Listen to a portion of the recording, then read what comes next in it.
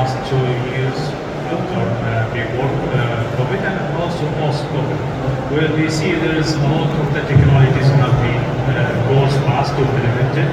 As you know, COVID have been changing a lot of the culture in the world. So when you speak about the cyber warfare which is happening, we see that the space become very open to the technologies where you can have drones and find any technology easier right now.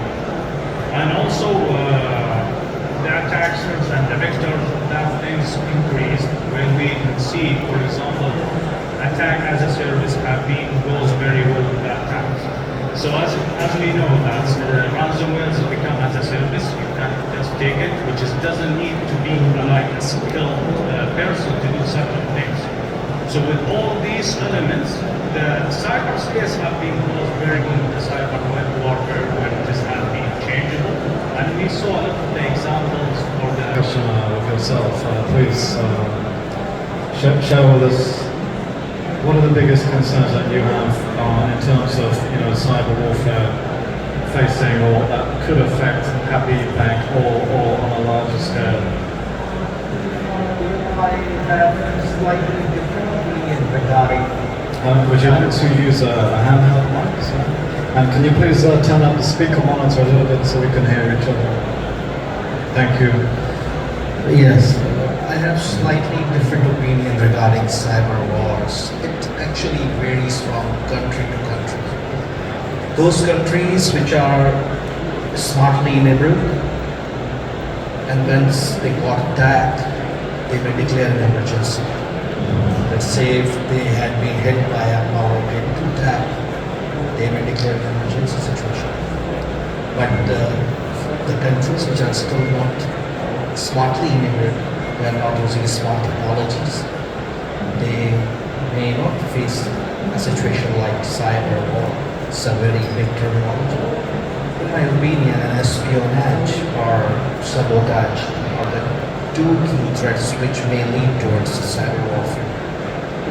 We face many attacks like man-in-the-middle, phishing attack, ransomware, but it wouldn't let us towards the situation of cyber war.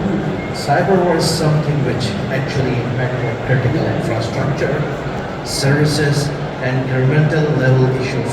For example, if you interrupt the services which owned by the government, which owned by the military agencies, and those services would have been impacted by some sort of denial of service attack, and possibly if you are unable to communicate with your military, navy, and any other system within the country, then this may be a situation to declare a cyber war.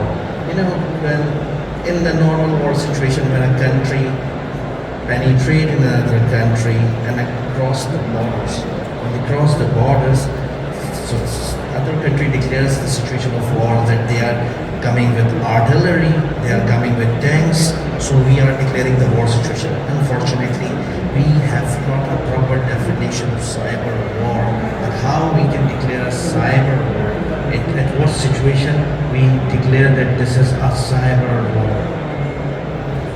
Yeah, interesting points there for sure, absolutely.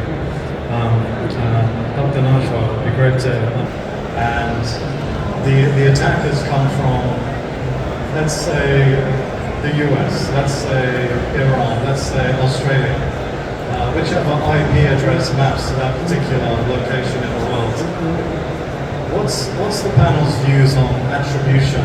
Because let's face it, back in the day, when I was more hands-on as a keyboard warrior and such, hacking into systems, getting deep into ISPs and networks and infrastructures, I would never attack from my home IP. This is basic SecOps, right? Your SecOps is you protect where you're coming from, and then when you get out, there's no trail. No trail.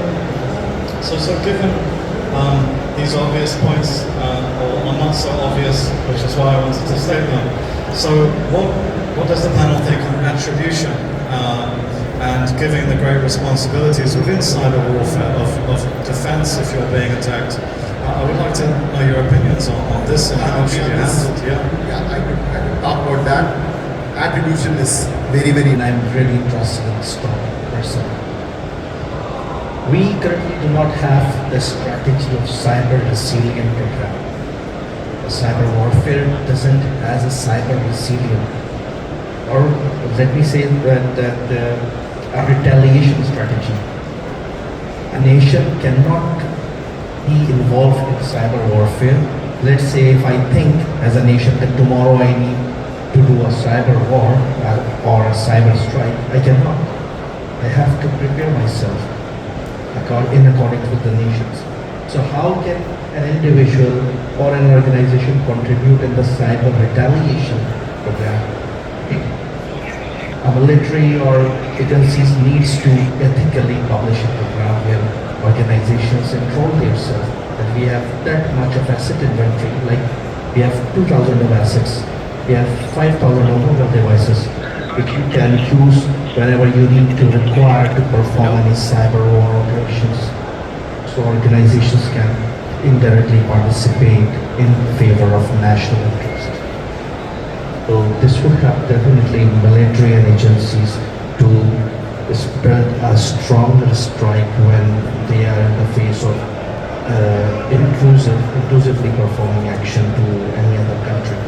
Otherwise, the operation, I must say, failed when the strike happened and the defense team is ready. So the operation will not be successful at all. And when you think that when you become the victim of a strike, a cyber strike, you become back foot. And this is a situation when you're the victim and you're hit by a cyber strike, you goes backwards and backwards and backwards. You cannot retaliate or you cannot handle it alone if you are not prepared yourself. So retaliation strategies must be there. Thank you for that, Syed. That's very, very insightful. So Mohammed, we've seen, Russia